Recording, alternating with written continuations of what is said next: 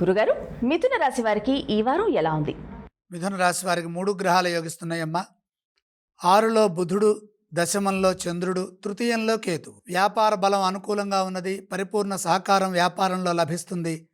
మిత్రుల అండ పెరుగుతుంది. సామాజికంగా కీర్తి ప్రతిష్టలు లభిస్తాయి. వ్యాపారపరమైన అభివృద్ధి విశేషంగా ఉంటుంది. విజ్ఞానపరమైన ఆలోచన విధానంతో కాలానుగుణంగా ముందుకు సాగండి. సమయం సహకరిస్తుంది. మంచి ప్రణాళికలతో లక్ష్యాలను పూర్తి చేస్తారు. మీరు చేస్తున్న ప్రయత్నాలు, అందుకు అవసరమైన ఆలోచనలు విజయాన్ని ఇస్తాయి. ముఖ్యమైన కార్యక్రమాల్లో మానసిక దృఢత్వంతో ముందుకు సాగండి. విషయాన్ని పూర్తిగా అర్థం చేసుకొని పనిచేయడం ద్వారా భవిష్యత్తు బ్రహ్మాండంగా ఉంటుంది. సప్తమ కుజ సంచారం సాంకేతికంగా కొంత ఇబ్బంది కలిగించవచ్చు. మాటలో శాంతము, సౌమ్యత అవసరం. అలాగే వీలైనంత వరకు మౌనంగా ఉండటానికి ప్రయత్నం చేయండి.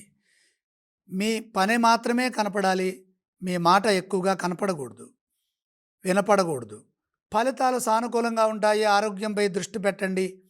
కుటుంబ సభ్యులతో సౌమ్యంగా వ్యవహరించండి. వారి సూచనలు తప్పనిసరిగా పనిచేస్తాయి. కృషిని బట్టి ఫలితాలు ఉంటాయి కాబట్టి కృషి అధికంగా చేయండి. మిథున రాశి వారు ఎటువంటి స్తోత్రాలను పఠిస్తే వారికి మంచి ఫలితాలు కలుగుతాయి? మిథున రాశి వారు సుబ్రహ్మణ్యేశ్వర స్వామి వారిని స్మరిస్తే ఆవేశం తొలుగుతుంది. మిథున రాశి వారు ఏ ఆలయాన్ని సందర్శించాలి? సుబ్రహ్మణ్యేశ్వర స్వామి వారిని దర్శించడం ద్వారా శాంతియుత మార్గంలో కార్యసిద్ధిని పొందుతారు. వారు ఎటువంటి దానాలు చేయాలి గురుగారు? కుజప్రీతిగా కందులు దానం చేయండి.